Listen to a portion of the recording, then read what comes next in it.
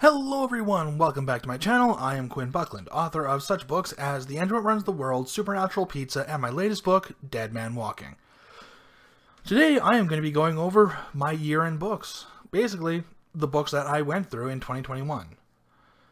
I've gone through a couple others since this was posted, but, you know, it is what it is. There's no point in contesting it because, well, the other two that I did, I will be reviewing here in the next few weeks.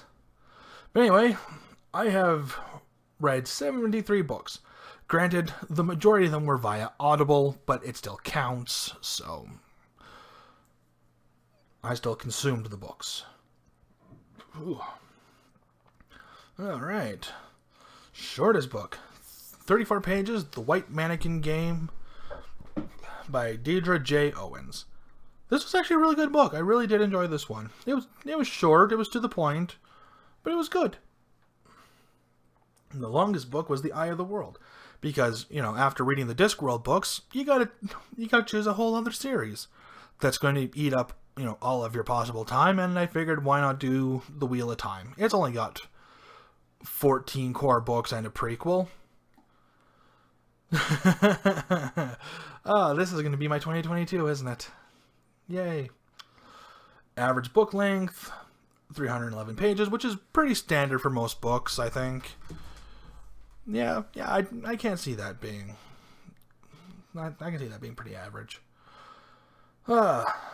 Most popular, Good Omens. Not surprising, I love this book, it's so good.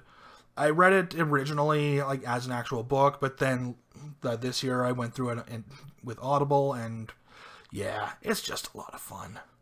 And the least popular is The White Mannequin's Game, which is really unfortunate because it really does deserve to be way more popular than what it is. My average rating, 4.7. What can I say? I read a lot of really good books this year.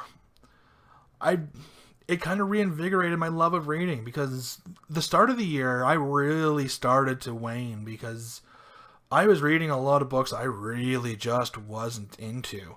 I was not enjoying reading after a while. This year, I went through a lot of books that I just really enjoyed. I mean, going through all 41 Discworld novels definitely helped with this one because they're all 5-star books as far as I'm concerned. So, but let's move on. Highest rated on Goodreads. Yay, it's my latest release, Dead Man Walking, with a 5-star average. Granted, it's only got 2 ratings, and one of them might be mine. But highest rated on Goodreads in terms of what I've read, and I did read because I do read my own books. Because, you know, they say write the book you want to read, and, well, I did. My first review of the year, Heaven Sent by J.L. Rothstein. And here's the review. This was a fun read. The characters are well written, the imagination behind the war between heaven and hell is well thought out, and the idea of guardians and sentinels was really cool. Like, it's a short, sweet, to the point sort of review, but it's still a review. I never claimed to be a good reviewer, just that I was a reviewer. And all of my books in 2021. You know, Discworld, New Spring, I went through that one earlier, and it was pretty good. I think this is probably going to be the weakest of the Wheel of Time books that I read. At least I hope it is, because wow, was some of this hard to get through. But for the most part, it wasn't that bad. More Discworld, so much Discworld. I started reading the Pokemon Manga this year. I kind of stopped after a little ways because, well, I got into Discworld, and if I were to buy more of these, it would mean less of these, so I kind of had to make a choice, and Discworld took priority. I will end up continuing on with the Pokemon Adventures manga later, but not for right now. As before, Eye of the World, fantastic book, can't wait to continue on with the Wheel of Time. I have read most of the Wheel of Time back when I was in junior high, but it ended off after the 10th book, and by the time the 11th one came out, I couldn't remember what most of the terms were. and I didn't want to have to go back all the way to the first one just to have to go through the same process over and over for when the next bunch of books came out. So I said, screw it, I will read them all once all the books are out, and then I just never did. So that's what I'm doing now, and this is why I'm going through Wheel of Time now. More Discworld. So much Discworld. Dead Man Walking, this one's one of mine. Supernatural Pizza, one of mine. Arbitrary Equilibrium. This one is honestly just really good. It is the best of the trilogy. If you haven't read anything by Sereth Baffy Bowden, I highly recommend his work. I really enjoy everything that I've read of his, and I'm pretty sure most people would. It's just a really good series. Heaven Sent, we went through that one before. Call Numbers by Cintel Smith. I didn't care for this one. I thought it was just kind of boring. Like, it's not a badly written book. It just wasn't for me. And speaking of boring books, Rebecca. But I actually enjoyed Rebecca because this one actually kind of made me think, and it made me really understand the character and what was going on. I do think it's really hard to have an effective book without a named main character, and this one managed it very well. And especially because, you know, the named main character, having the main character not having a actual name in the book just goes to show just how much of a force the character of Rebecca is, even though Rebecca throughout the entire novel is dead. The first Pokemon Adventures book. I liked it. It's really good. More Sereth Baffy Bowden. This is a short story collection that I really enjoyed. Metamorphosis. This one was pretty good. It was a bunch of teenagers become superheroes. It's cool.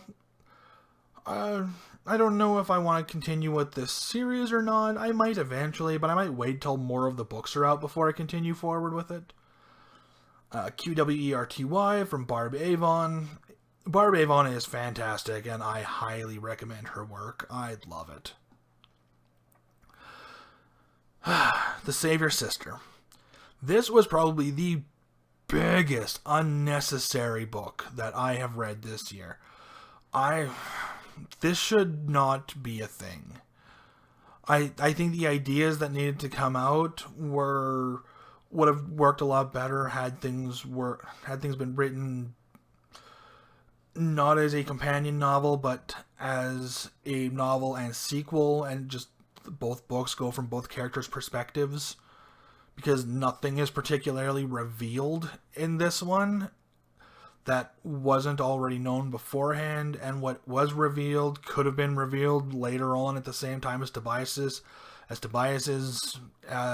experiencing all of his stuff. And yeah, more Pokemon Adventures manga, White Mannequin's Game. Level Up. This was the first erotica novel that I have ever reviewed. I think I've read a couple beforehand, but I've never really been into it.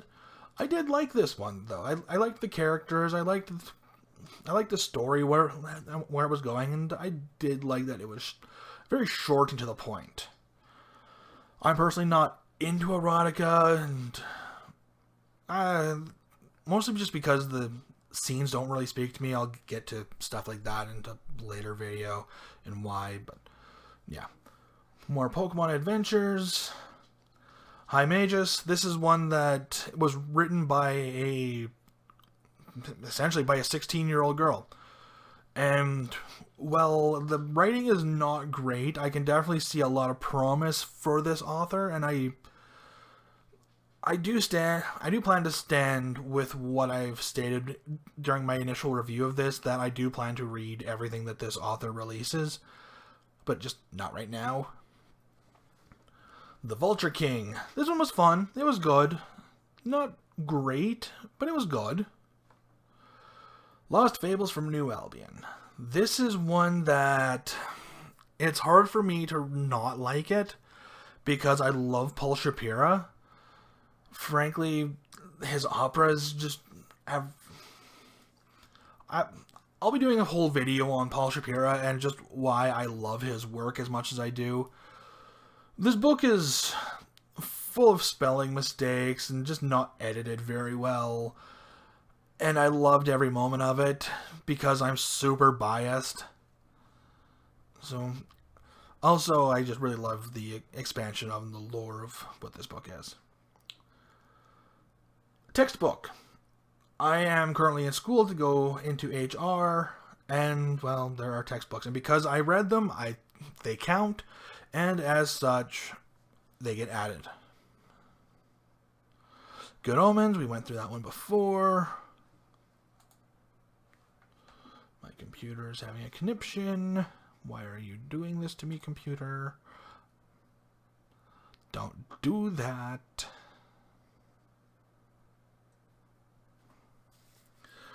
Please excuse my computer while it decides to have a meltdown. Okay. Plato's Republic. This one was interesting. This one was really interesting to read. It is kind of the pseudo style of a inspiration, kind of, sort of, for one of the books that I'm writing called Callipolis. And there's some similarities that I found fascinating, but also not as much as I found fascinating. Yeah, it's a really interesting book if you want to figure out the Socratic method. But that's about as far as it really goes. Grave Alice. This one actually has a little bit of a history with me. Because years and years ago, I was a part of a writing group. And Grave Alice was the book that this author was writing. And she was reading it out to everybody before she published it. And I really wanted to know where it goes, but then I left the group because I moved or something. And by the time that I came back to the city, she was no longer a part of the writing group, and yeah. Eventually, I remembered about the book, I found it, I bought it, read it, reviewed it, really enjoyed it. Yeah. The Difference Engine. This book was super boring. I had a very hard time getting through it. I had a very hard time liking any aspect of it. In terms of steampunk, I've seen better, I've read better. I've definitely read worse. Because, worse. The Cyborg Tinkerer was such a disappointment. I really wanted to like it. I really, really, really wanted to like the Cyborg Tinkerer. But I can't speak as to why the Cyborg Tinkerer turned out as it is. The best I can do is speculate that either it wasn't beta read or the beta readers were either ignored or didn't want to upset Meg with their critiques, which unfortunately what came around to bite her in the ass. And I think that all the bad reviews are probably why Meg Latour is no longer posting on YouTube, which is really sad because I really did like her videos. She gave good writing advice. I would like to see Meg Latour come back with a whole new book, and I hope that she learned from this one. Because, I look at the Cyborg Tinkerer and I think about my own first novel. And, well, a lot of people really like it. I can openly admit and say, I definitely made some mistakes with that one. But you know what? I learned from it. So I hope Meg does come back. I hope Meg does release a whole new book, and I hope she learned from everything, from the reviews, especially the actual critiques of Cyborg Tinkerer, and comes back with something really good. The Consequence of Loyalty? Yeah, good book. I liked it. Not my top pick for the year by any means, but it was a good read. Same as Scavenged. It was a fun read. I liked it. Wounded Worlds. This is one that I had been asked to read, and I just couldn't get through it. I DNF'd this one. Unfortunately, it's not because it's a bad book or poorly written. It just has this thing that I hate in terms of narrative structure. And it's when the timeline and how it's being written is chopped up into different sections of time. So you'll be going through a little bit, but then it goes backwards in time with one character, and then you shoot forward a little bit with another character, and then they go backwards in time, and blah blah blah blah blah. And it's like, okay, not only am I lost in terms of what's going on, but now I no longer care about what's going on because I'm so busy trying to actually keep track of what's going on in several different timelines. So, yeah, I ended up DNFing this one because I just couldn't bring myself to get through it. Other people will probably really enjoy it. It's just not for me. Sacrilege, another Barbara Avon book, and this one was dark. It was delightfully dark. It had some really, really good moments to it. I think it ends on, if I remember right, it ends a little bit on a downer. Well, no, it doesn't end on a downer. But halfway through, it becomes a real downer, and then it sort of builds itself back up a little bit. But really good book. And then the latest textbook that I just recently finished, like this month. Well, I guess less than a month ago, we'll say. And I'm sure some of you are wondering why I'm just skimming past all the Discworld books that I went through.